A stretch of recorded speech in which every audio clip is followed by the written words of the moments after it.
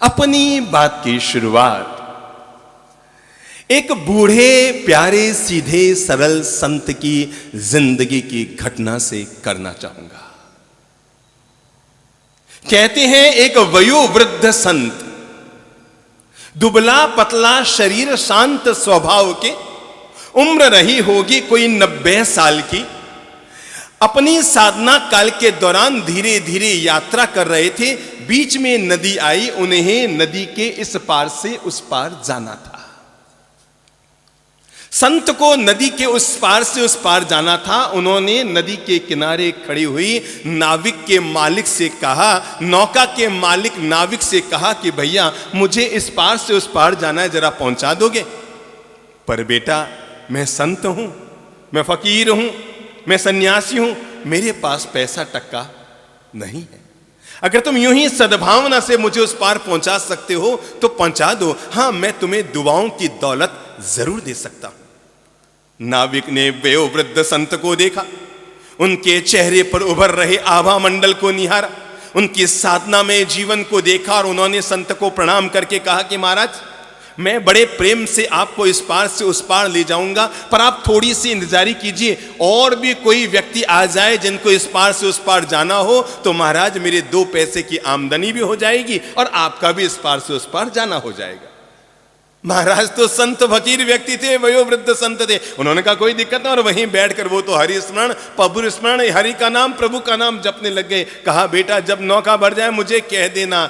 लोग आते रहे। अचानक 15-20 उडंडी लड़के आए और वे भी नौका पर बैठ गए। किराया तय हुआ। नाविक ने वयोवृद्ध संत से कहा महाराज आप भी बैठ जाओ। महाराज भी एक कोने में बहुत शांति से एक कोने में थोड़ी सी जगह घेर कर बैठ गए। नौका आगे चलनी शुरू हुई।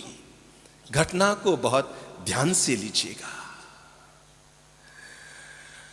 नौका चलनी शुरू हुई और वे शैतान लड़के, वे उदंडी लड़के, वे दुष्ट युवकों के मन में संत को तंग करने के भाव पैदा हुए, उन्हें तकलीफ देने के भाव पैदा हुए। उन्हें लगा कि बूढ़ा महाराज नौका में बैठा है, चलो इसी से मस्ती मारते हैं। दिक्कत ये होने लग गई है, 4 लड़के 8 लड़के जब भी किसी चौराहे पर अपनी मोटरसाइकिलें लेकर खड़े होते हैं तो उनके मन में ये नहीं आता कि चलो अपन किसी अच्छी जगह पर जाकर अच्छे संस्कार लेकर आते हैं। पता नहीं क्यों युवाओं का दिल इस तरह से बुरा होने लग गया है कि 8 लड़के अगर चौराहे पर खड़े हैं और उनके भीतर एक दूसरे को देखकर सीधी शैतानियत सूझती है। कोई लड़की अगर गुजर रही हो ना तो उसको देखकर मन में बहन के भाव नहीं जगते, सीधे कोई ना कोई शैतानी करने के भाव जगते हैं। और वे युवक शैतान उडंडी लड़कों ने संत को तंग करने की सोची और तंग करने के लिए और तो कुछ उन्हें सूझा नहीं। संत के सिर के पीछे लंबी चोटी लटक रही थी।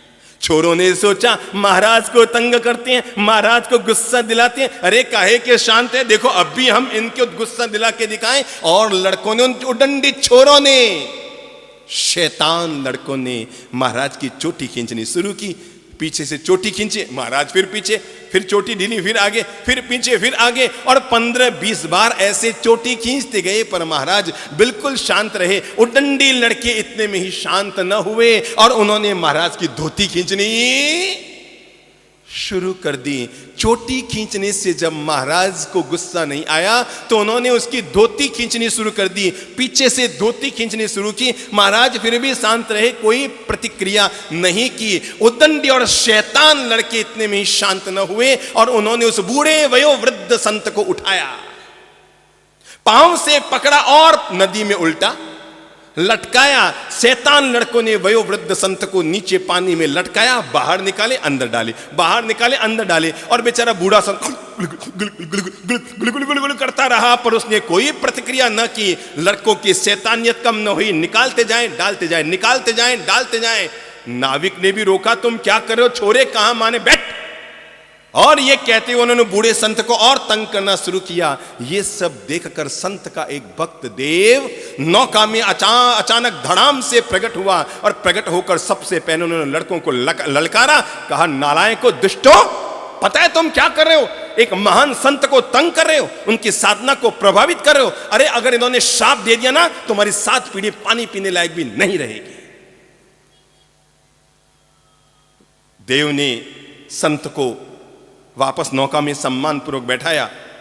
प्रणाम किया, नमस्कार किया और प्रणाम करके कहा कि संत प्रवर महाराज आप कहो जो कर दूं। अरे इन शैतान लड़कों को मैं दंड देना चाहता हूं जिन्होंने आपको इतनी तकलीफें दी, कहो तो इन सबको उठाकर नदी में पलट दूं। क्या कहा देव ने? संत से कहा कि महाराज अगर आप कहो तो इन सबको उठाकर नदी में पलट दूं। संत मुस्कुराए और कहने लगे, देव जरा एक बात बताओ, इनको नदी में पलटने से क्या होगा? बेचारों के सबके परिवार दुखी हो जाएंगे। अगर तुम में पलटने की ताकत है। संत ने, वयोवृद्ध संत ने देव से कहा कि अगर तुम्हें पलटने की तुम में ताकत है तो इनको नदी में पलटने के बजाय इनके नेचर को बदल दो, ताकि किसी और के साथ ये ऐसा व्यवहार न करे। अगर तुम पलट सकते हो तो इनके नेचर को बदल दो, इनके स्वभाव को बदल दो, इनकी सोच को बदल दो, इनके मानसिकता को बदल दो, ताकि किसी और के साथ ये दुष्टता भरा व्यवहार न करे।